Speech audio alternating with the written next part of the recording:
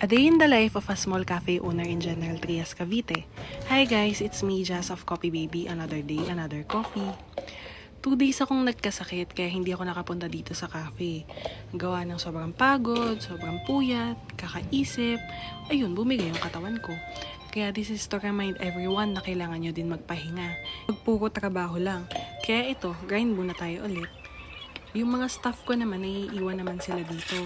Kaya kahit wala ako, nakakakilos naman sila ng sila lang. Namomonitor ko naman sila sa CCTV at saka pag may mga concern sila, sasabihin lang nila dun sa group chat namin. Gumawa nga pala ako ng promo. Yung mocha latte, instead na 140, magiging 100 pesos na lang siya. Kada Mondays yan ng January.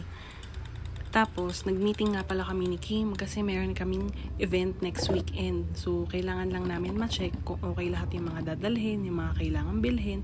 Ayan, tapos nag-content na kami. Yun lang guys. See you on my next vlog.